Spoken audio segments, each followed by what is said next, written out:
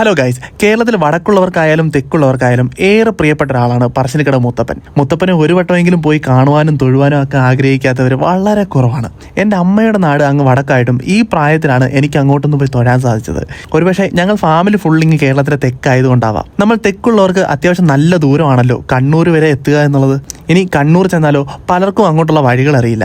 സത്യത്തിൽ അത്ര പ്രയാസമൊന്നുമില്ല കേട്ടോ പറശ്ശിനിക്കടവ് എത്തുക എന്നത്. ഉച്ചയ്ക്ക് 2:50 തിരുവനന്തപുരം സെൻട്രൽ നിന്ന് എടുക്കുന്ന 120/82 കണ്ണൂർ ജനശതാബ്ദി എക്സ്പ്രസ് പറശ്ശിനിക്കടവ് പോകാൻ ഏറ്റവും മികച്ചൊരു ട്രെയിനാണെന്ന് ഞാൻ പറയും.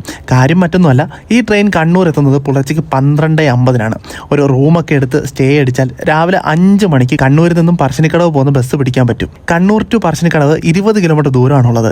ഏകദേശം 1 മണിക്കൂർ യാത്ര. രാവിലെ 8 മണിക്ക് മുമ്പ് പറശ്ശിനിക്കടവ് ചെന്ന് കഴിഞ്ഞാൽ മുത്തപ്പനെ കാണുവാനും തൊഴുവാനും ഒക്കെ സാധിക്കും. തിരിച്ച് ഇതേ റൂട്ടിൽ തന്നെ നിങ്ങൾക്ക് മടക്കി യാത്രയും പ്ലാൻ ചെയ്യാം. അപ്പോൾ എങ്ങനെ മുത്തപ്പനെ കാണാൻ പോകുമല്ലേ?